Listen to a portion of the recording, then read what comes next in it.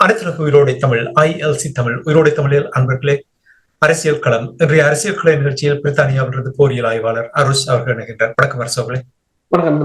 அனைத்து உயிரோடை தமிழ் உறவுகளுக்கு எழுந்த வணக்கம். இன்று நாங்கள் தொடர்ந்து இலங்கை தீவில் நடைபெறுகின்ற விடயங்களை பார்ப்போம். குறிப்பாக சமீபத்தில் உங்களுக்கு தெரியும் 2 நாள் பயணத்தை மேற்கொண்ட அனுர குமார திசாநாயக்க அவர்கள் யாழ்ப்பாணத்துக்கு பயணத்தை மேற்கொண்டிருந்தார். அங்கே மைதானம் தொடர்பாக அடிக்கல் நாட்டியிருந்தபடியா பார்த்துக்கின்றோம். இனி கடவுச்சீட்டு அலுவலகம் திறந்து வைக்கப்பட்டது. செம்மணிக்கு போவார் என்று எதிர்பார்த்தார்கள், ஆனால் செம்மணிக்கு செல்லவில்லை. அந்த பக்கமே தலை வைக்கவில்லை என்று பலர் தங்களுடைய விசனத்தை வெளிப்படுத்தியிருந்தார்கள். இந்த அனுர குமார திசாநாயக்காவுடைய வடமாகாணத்துக்கான பயணம், அதனுடைய முக்கிய நோக்கம் கிட்டத்தட்ட நினைக்கிறப்ப 1 வருடம் ஆகிவிட்டது அவர் பதவியேற்று. எந்த விதமாக அவர் தமிழர் தரப்பை கையாளுகிறார் என்ற விடயங்களை நீங்கள் அவதானிக்கிறீர்கள் என்று கூறுவீர்களா?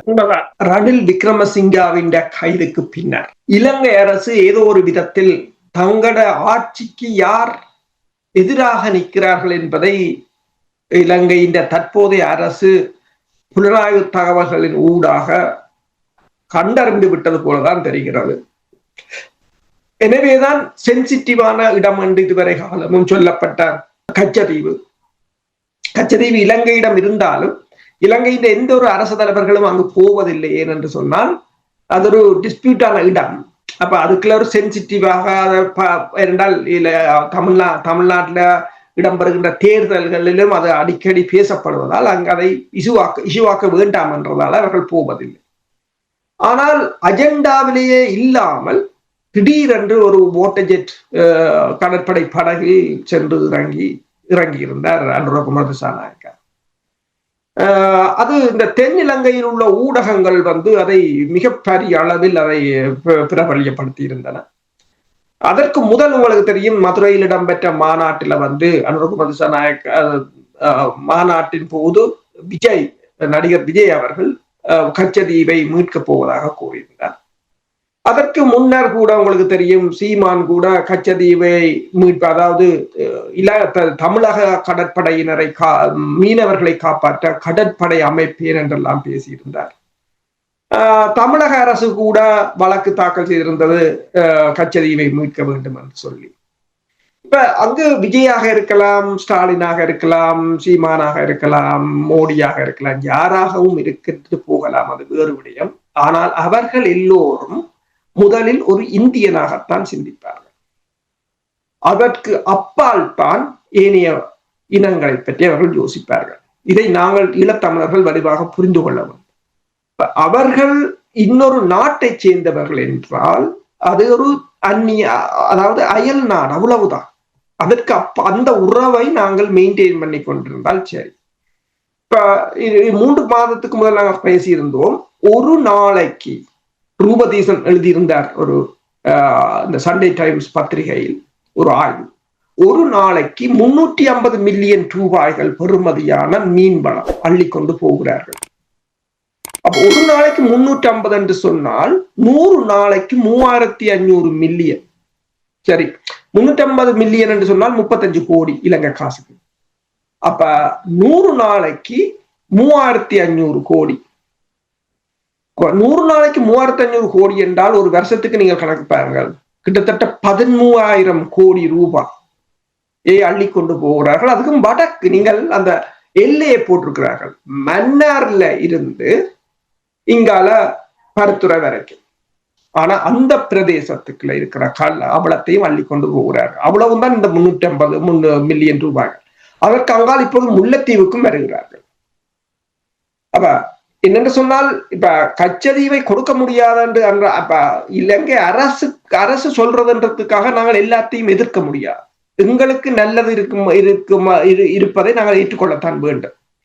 கச்சதீவை பொறுத்தவரையில் நெடுந்தீவு பிரதேச சபைகள் தான் அது வருகிறது. அது தமிழர்களுக்குரிய பிரதேசம். அது இலங்கை இப்போது வைத்திருக்கலாம், அது வேறு விடயம். பின்னர் அதை நாங்கள் ஏதோ ஒரு வகையில் நாங்கள் அதை பெற்றுக்கொள்ளலாம். ஆனால் அதனை இந்தியாவுக்கு வழங்க முடியாது என்றால் அந்த மீனவர்கள் ஏற்கனவே கிட்டத்தட்ட 50,000 குடும்பம், 2 லட்சம் மீனவர்கள், 50,000 குடும்பம், 2 லட்சம் பேர். வடபகுதியின் சனத்தொகையில் நீங்கள் பார்த்தீங்கன்னு சொன்னால் 2 லட்சம் பேர் என்பது ஒரு ஒரு பெரிய ஒரு கணிசமான மக்கள் தொகை. அந்த மக்கள் தொகையை இழக்க முடியாது. அனுர்குமார திசாநாயக்காவுக்கும் இது ஓரளவு தெரியும். ஏனென்று சொன்னால் இந்த மக்களை பொறுத்தவரையில், மீனவர்களை பொறுத்தவரையில் அவர்களுக்கு இவர்கள் தேர்தலின் போது கூட ஒரு வாக்குறுதிகளை வழங்கியிருந்தார்கள், ஆனால் அதை நிறைவேற்றவில்லை. அடுத்ததாக இலங்கை அரசை பொறுத்தவரையில் இதை ஒரு சுற்றுலாத்தலமாக மாற்றப் போவதாக கூறியிருக்கிறார்கள். அப்ப சுற்றுலாத்தலம் என்று சொன்னால் இதுவரை காலமும் கச்சதீவு இந்த அனைத்துலகத்தின் பார்வைக்கு இல்லை. அது ஒரு அந்த தீவு இருக்கிறதே கனவேருக்கு தெரியுமோ தெரியாது அனைத்துலக மட்டத்துல. ஆனால் இனி சுற்றுலா பயணிகள் போனால் அது ஒரு இன்டர்நேஷனலி ரெகக்னைஸ்டா அப்ப அதற்கு பிறகு இந்தியா கைப்பற்ற முடியாது.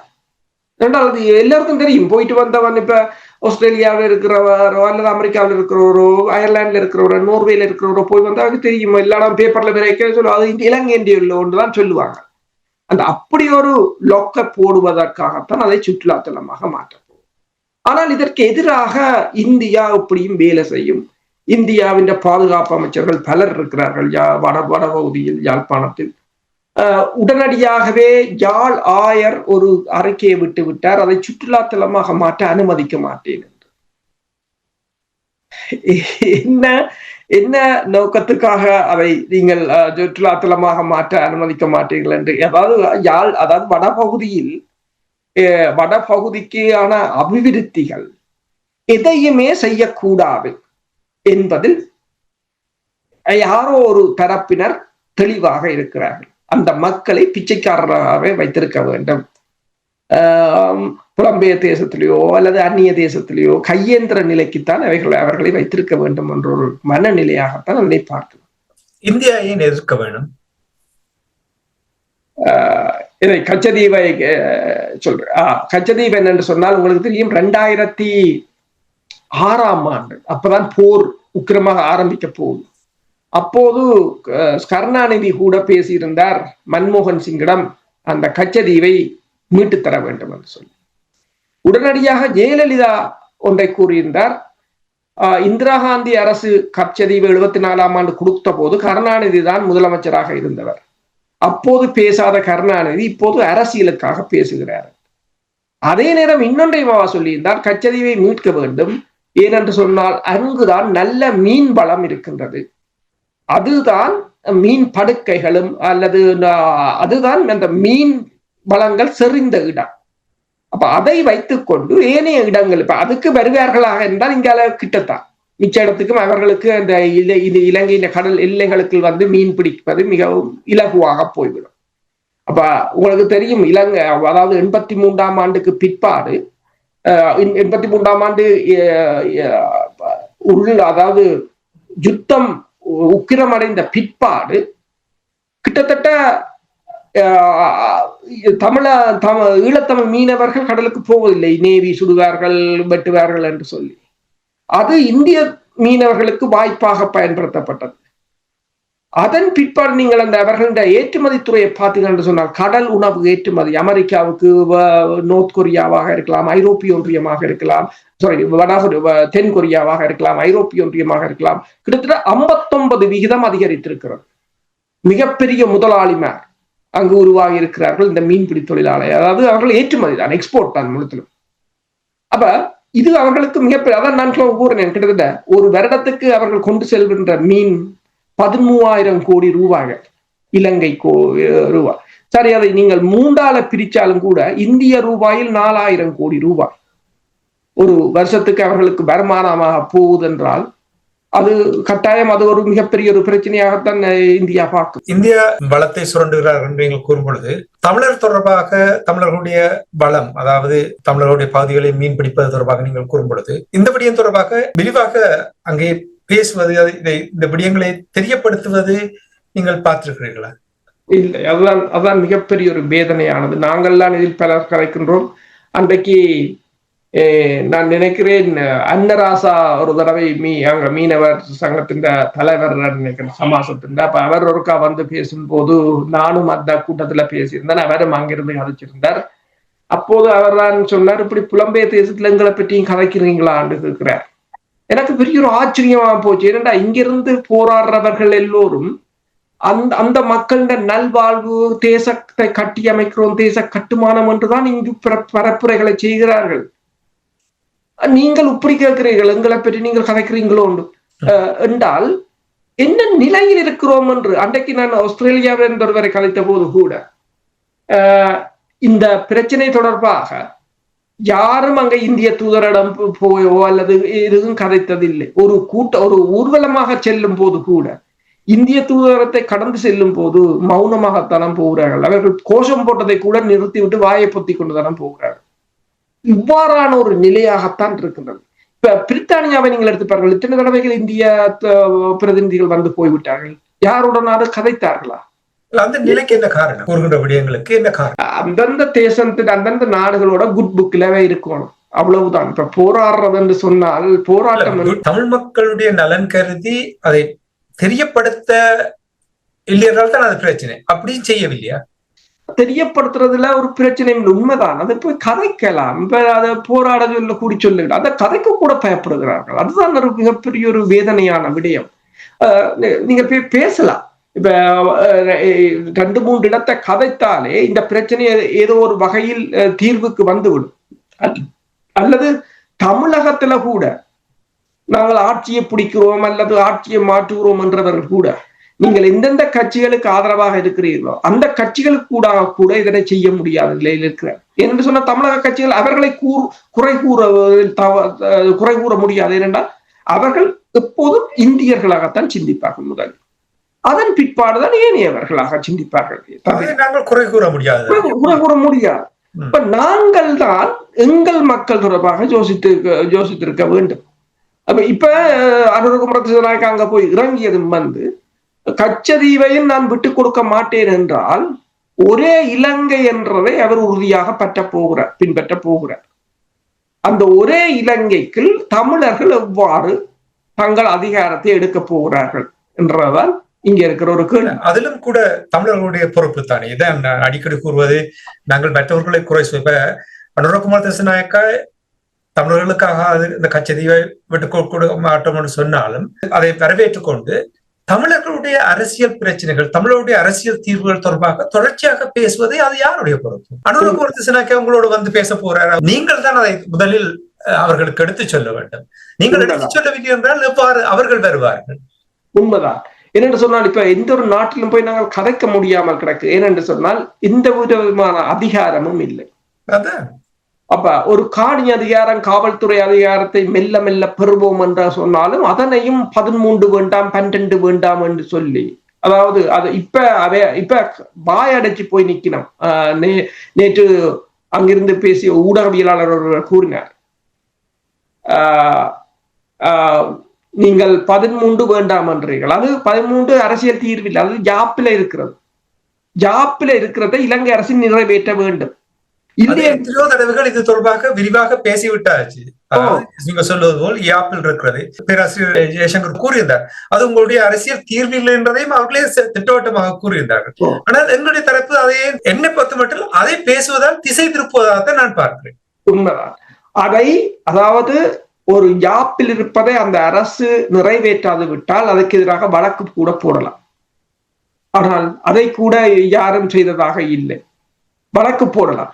இப்ப ஒரு சில கட்சிகள் இதை எதிர்த்தார்கள். ஆனால் அவர்களிடம் இப்போது கேட்கப்பட்ட கேள்வி என்னென்றால், நீங்கள் இலங்கை பாராளுமன்றத்துக்குள் போகிறீர்கள், ஒற்றை ஆட்சியை ஏற்று இலங்கை அரசு தருகின்ற சம்பளத்தை வாங்குகிறீர்கள், உள்ளூராட்சி சபையில தேர்தலில் போட்டியிடுகிறீர்கள், மாகாண சபை வந்தாலும் போட்டியிடுவீர் என்று சொல்கிறீர்கள். அப்ப ஏன் 13 எதிர்க்கிறீர்கள்? 13 மாகாண சபைக்கும் கிடக்குது. அவையிட்ட பதில் இல்லையா? பதில் அவையிட்ட இல்லை. ஒரு அடிப்படையான விஷயத்தையே அதை வைத்துக் கொண்டு திசை திருப்பி ஒரு பிரச்சனை என்று தமிழ் மக்களுடைய பிரச்சனை என்று பேசும்பொழுது இதை கொண்டு வந்து திசை திருப்பி கொண்டிருப்பதை எவ்வாறு ஏற்றுக்கொள்ள முடியும்? என்ன முடியும்? உண்மைதான்.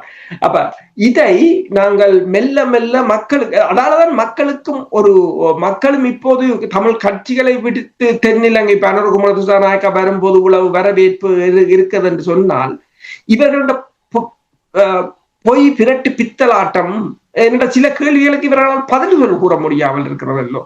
இப்ப உண்மையில்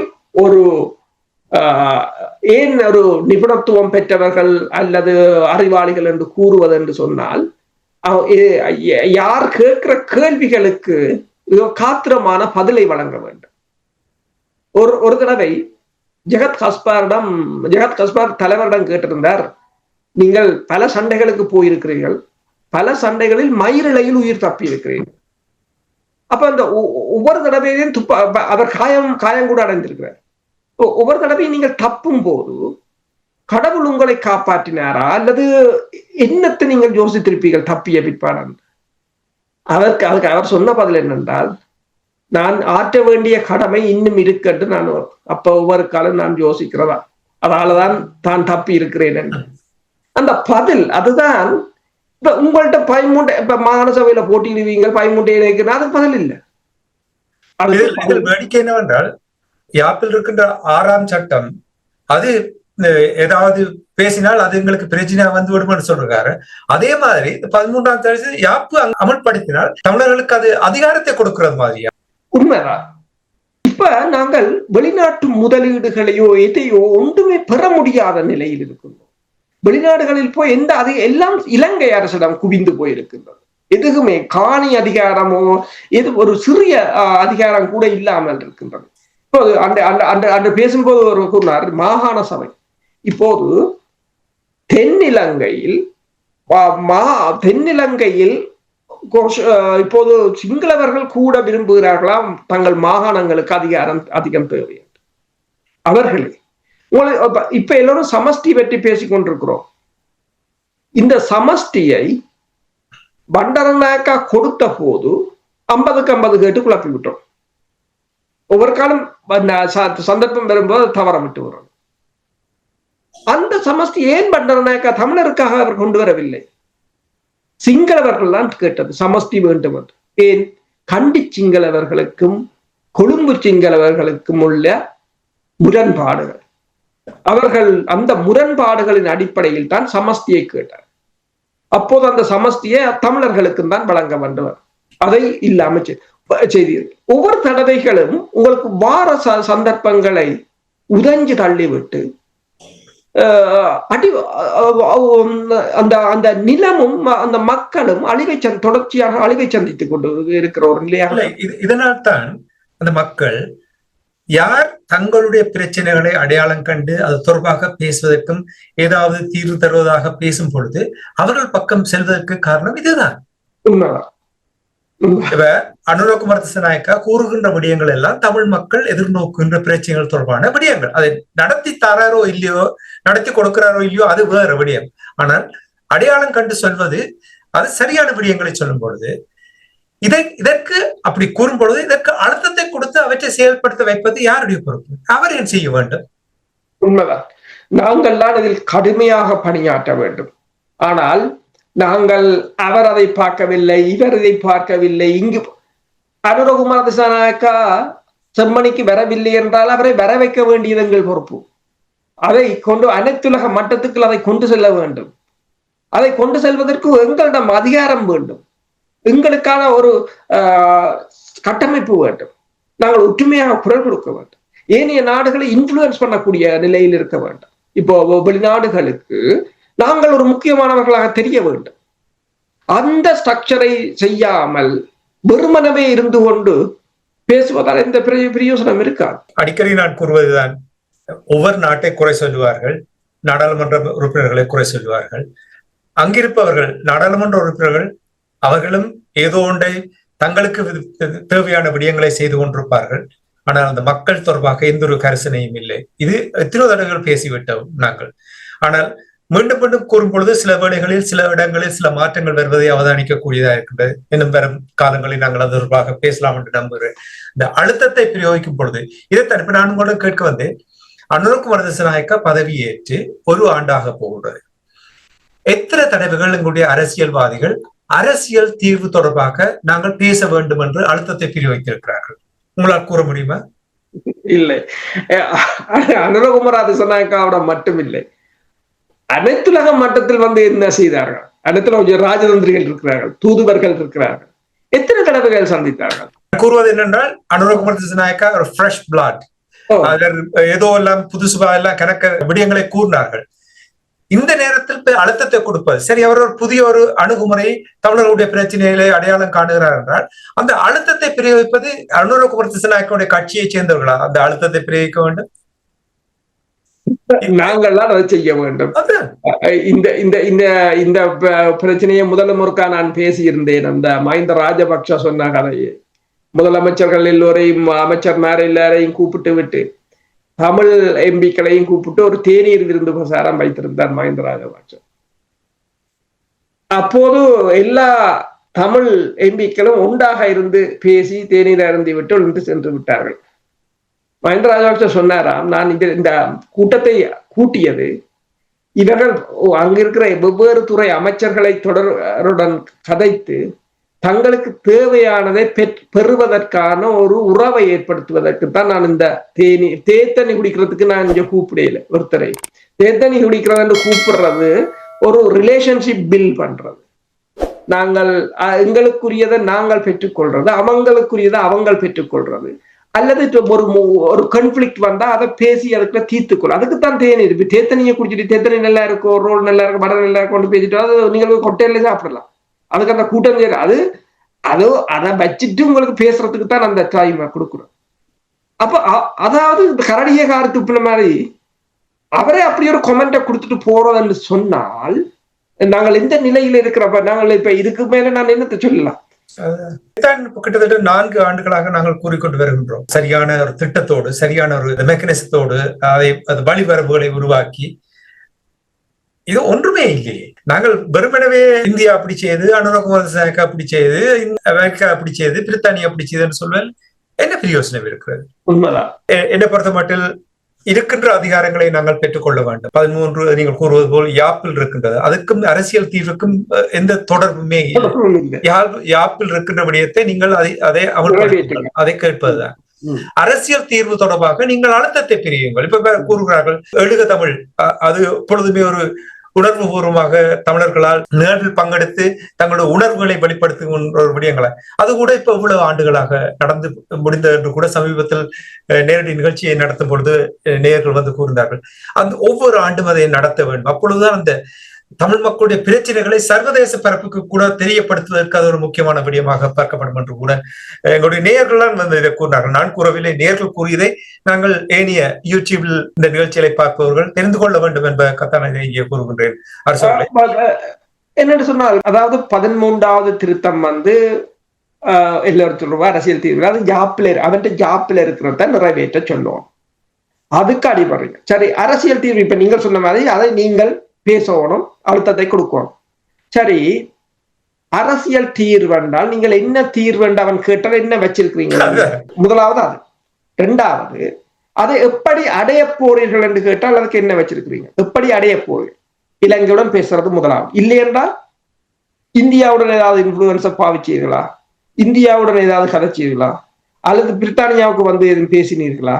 அவர்களோடும் ஏதும் அழுத்தத்தை பிரயோகித்தீர்களா?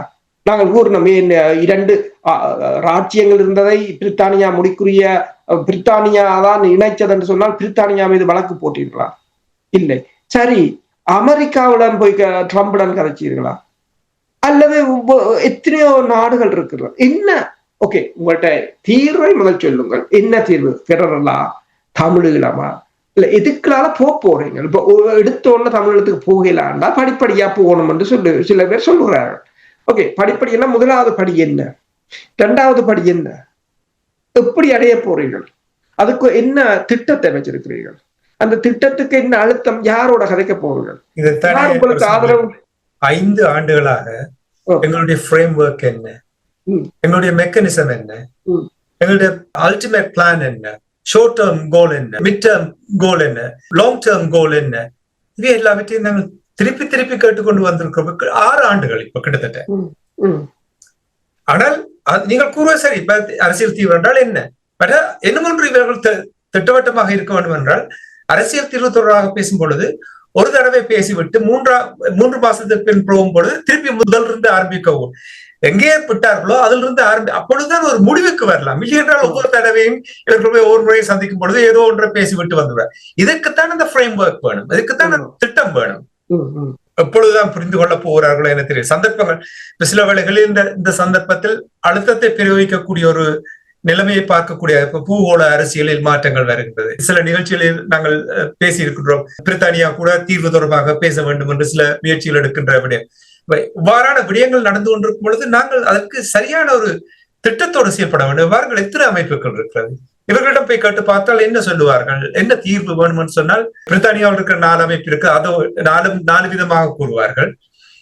கனடாவில் இருக்கின்றவர்கள் 4 விதமாக கூறுவார்கள். மேனிய நாடுகளில் இருப்பவர்கள் அவர்களுக்கு இலகுவாகி கொடுக்கின்றோம், அவர்களுக்கு எங்களுடைய பிரச்சனையை இலகுவாக நீங்கள் எந்த ஒரு விதத்திலும் நீங்கள் சிந்திக்க தேவையில்லை, நாங்களே எங்களுக்கு இந்த பிரிவினையிலையும் சரியான திட்டமும் இல்லாமல் நாங்கள் இப்படியே இழுத்தடித்துக் கொண்டிருப்போம் என்று அவர்களே அவர்களுக்கு உதவி செய்து கொண்டிருக்கிறார். அப்படி நீங்க பார்க்கவில்லையா? உண்மைதான். நாங்களே அவர்களுக்கு உதவிகளை செய்கிறோம் என்று சொன்னால் எங்களுக்குள் உள்ள பிரிவினைகள் இப்ப என்னென்று சொன்னால் இப்ப பிரித்தானியாவோ பிரான்ஸோ ஜெர்மனோ அவர்களுக்கு ஒருத்தர் பிடிக்காது விட்டாலும் ஒரு கொமன் யூரோப்பியன் என்ற போது அவர்கள் ஒருங்கிணைந்து நிற்கிறார்கள். தங்கள் பிரச்சனையை இரண்டாவதாகத்தான் வைக்கிறார்கள், முதலாவதாக வைப்பதில்லை.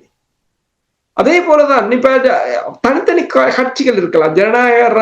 ஜனநாயகம் என்றால் பல கட்சிகள் இருப்பதுதான் ஜனநாயகம், ஒரு கட்சி இருப்பது ஜனநாயகம் அல்ல. ஆனால் பிரச்சனை என்ன சொன்னால் அதை நீங்கள் உங்கள் தேசத்துக்கான ஒரு பொதுவான கொள்கைகளில் இணைந்து நிற்க வேண்டும். மற்றது ஏதாவது ஒரு தீர்வு திட்டத்தை முதலில் ஒற்றுமையாக எழுத வேண்டும், அதுக்குரிய வழிமுறைகளை தேட வேண்டும். இந்த வழி இந்த 10 வழி இருக்கணும், வேண்டாம் ஒன்று மூடுப்படும். எப்பயும் எதிரி எங்களை விட ஃபாஸ்டா இருப்பான், அப்ப போற வழியை கட்டாயம் மூடுவோம். அதுக்கு எப்படி கவுண்டர் பண்ண போறோம், அதை எப்படி அடைய போகிறோம்.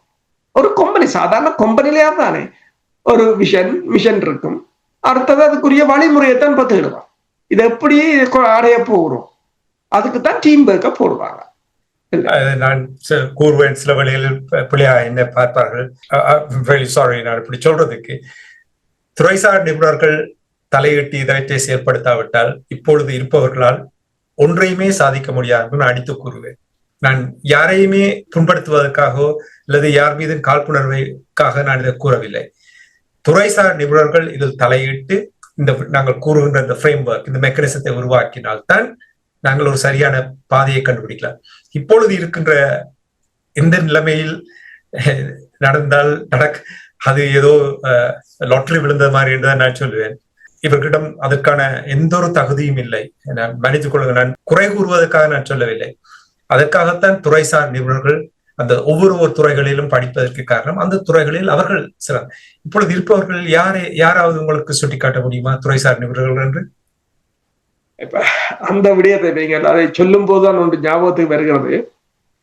எந்தெந்த துறையில எந்தெந்த ஆட்களை எடுத்தால் அது தங்களுக்குரிய நிலைமை, தங்களுக்குரிய பணியை இலகுவாக்கலாம் அல்லது தங்கள் கொள்கைகளை நிறைவேற்றலாம் என்பதில் சிங்கள அரசு கைதேர்ந்தது. அவர்கள வெளிவார கொள்கை கூட மிகவும் சிறப்பானது. அதை பார்க்கும்போது இப்ப பாருங்கள், சந்திரிகா பண்டாரநாயக்க குமாரதுங்க வந்த போது கதிர்காமர் தமிழராக இருந்தாலும் தூக்கினார், வெளிவார அமைச்சராக போட்டார். ஏன்? அதை அவர் கச்சிதமாக செய்வார் என்றது அவருக்கு தெரியும். இப்ப நாங்கள் அப்படி செய்வோம், ஒரு துறைசார் சிங்களவரை கொண்டு வந்து எங்களுக்காக அவர் வேலை செய்வார் என்று நம்பி போடுவோமோ? இல்லை, அவங்க தேர்ந்தெடுக்கிறாங்க என்றால் இங்க திறமை இருக்கும். அவர்களை தங்களுக்குள் உள்வாங்கி அவற்றை இனத்துக்கு எதிராகவே அவரை செய்யப்பட வைக்கக்கூடிய ஒரு வல்லமை என்றது இதுதான். இது நாங்கள் எங்கட இனத்துக்குள்ள இருக்கிறவர்களையே தேடி பிடிக்கலாம் நினைக்கிறோம். அதான் பிரச்சனை. இப்ப அவர்கள் தங்கள் இனம் கடந்து இன்னொரு இனத்திலேயும் கூட எங்கெங்கு இப்ப நீலன் திருச்செல்வமாக இருக்கலாம், கதிராமராக இருக்கலாம், இன்னும் பலரை சொல்லலாம். எங்கெங்கு இப்ப தமிழர்களுக்கு எது, அதாவது தங்கட ஆட்சியையும் தங்கட சிங்கள பௌத்தத்தையும் பாதுகாக்கக்கூடிய பிரைனாக யார் இருக்கணுமோ, எதிர்த்தரப்பில் இருந்தாலும் வேறு இனத்தில் இருந்தாலும் முஸ்லிம் மக்களை கூடி நீங்க பார்க்கலாம், பலரை தூக்கி உள்ளுக்கு போட்டதன் ஊடாக அவர்கள் தங்கள் அந்த பௌத்த சிங்களத்தை கட்டியமைச்சு வலுவாக கட்டியமைச்சு விட்டார். இது ஃபண்டமெண்டல்ஸ் அரசுகள். இப்ப பாருங்கள், இந்தியாவையும் எடுத்து பாருங்கள், ஜெய்சங்கர் அவர்கள் இருக்கிறார், பாருங்கள் சீதாராமன் இருக்கிறார்கள். அவர்கள் எல்லாம் என்னத்துக்காக அவர்களை அங்கே கொண்டு வந்து அவங்களுடைய மத்திய கேபினட்டில் கொண்டு வந்து வைத்திருக்கிறார்கள்? துறைசார் நிபுணர்கள். சர்வதேச பரப்பில் எவ்வாறு கையாளுகிறார்கள் என்று பாருங்கள். அப்படி எங்களுடைய இருக்கின்ற அமைப்புகள், எங்களுடைய நாடாளுமன்ற உறுப்பினர்களில் யாராவது நீங்கள் துறைசார் நிபுணர்கள், தயவுசெய்து நான் பிள்ளையா கேட்கவில்லை, நான் அறிந்து கொள்வதற்காக யாராவது இருக்கிறார்களா துறைசார் நிபுணர்கள்? அதுதான் பிரச்சனை. என்னென்று சொன்னால் இதில் அவ்வாறு இல்லாததுதான் இன்று நாங்கள் அந்த ஒரு முட்டு சந்திக்க வந்து நிற்கிறதுக்குரிய காரணம். அவர்களுக்கு எதுவும் தெரியாது, அதுதான் பிரச்சனை. தெரியாதவர்களை கொண்டு விட்டு மக்களுக்கு அதை விளங்கப்படுத்தி அதை ஒரு அறிவூட்டலை செய்து அல்லது ஒரு பிரச்சாரத்தை செய்து, இப்ப மக்களுக்கு பிரச்சாரம் செய்யறப்ப நான் யோசிக்கூட ஏன் மக்கள் யோசிக்க மாட்டாங்களான்ட்டு. அப்படி இல்லை. ஜேவிபி கூட கிராஸ் ரூட் லெவலில் கிராமமாக பிரச்சாரத்தை செய்தார், அவர்கள் கொண்டு வந்தார் அந்த கொள்கைகளை விளங்கப்படுத்தவர். அவ்வாறு ஆன ஒரு நிலை இல்லை தமிழ் மக்களிடம், அவ்வாறு போவதும் இல்லை. பலர் வந்து அந்த கிராமத்துக்கு போவதும் இல்லை. அவ்வாறு சென்றிருந்தால்தான் இப்படியானவர்களை தவிர்த்து ஒரு துறைசார் நிபுணர்களையோ அல்லது தங்களுக்கு ஏதாவது ஒரு நல்லது செய்பவர்களையோ தேர்ந்தெடுக்கக்கூடிய ஒரு நிலைக்கு வந்திருக்கு. உண்மைதான். அடிக்கடி கூறுவது போல் யார் மீதும் எங்களுக்கு எந்த ஒரு காழ்ப்புணர்வும் இல்லை. நீங்கள் யாராவது தமிழ் மக்களுக்கு தீர்வை பெற்றுக் கொடுத்து சரியான பாதையை கொண்டு போவீர்களாக இருந்தால் உங்களை நாங்களே தலையில் தூக்கி வைத்து ஆடுவதற்கு தயாராக இருக்கிறோம்.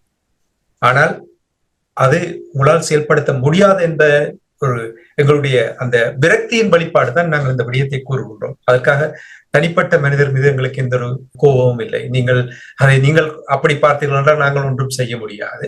மண் விடுதலை பெற வேண்டும், மக்கள் நிம்மதியாக வாழ வேண்டும், அந்த இழைக்கப்பட்ட அநீதிக்கு நீதி கிடைக்க வேண்டும், அந்த அர்ப்பணிப்பு தியாகங்கள் இவற்றுக்கு பிரயோசனமாக இருக்க வேண்டும்.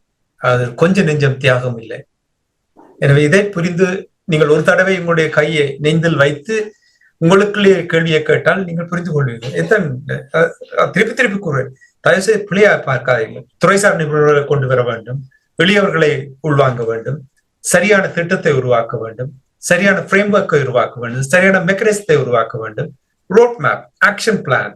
இவை இல்லாமல் நீங்கள் இதெல்லாம் 3 பேர் கொண்ட அமைப்பு என்னத்தை செய்ய போகிறீர்கள்? எனக்கு உண்மையாக புரிந்து கொள்ள முடியாமல் இருக்கின்றது. என்னவோ எங்கள் மீது விமர்சனங்கள் வரலாம், ஆனால் எங்களுடைய நேயர்கள் கூட சொன்னார்கள் இவர்களை கூட்டிக் கொண்டு வாருங்கள். நான் கூட்டிக் கொண்டு வர போறேன், அவர்களாக வரட்டுக்கும், நீங்கள் வந்தா கேள்வியை கேளுங்கள், நாங்கள் கேள்வி கேட்க தயாராக இருக்கிறோம் என்று அடிக்கடி கூறிக்கொண்டிருக்கிறார்கள்.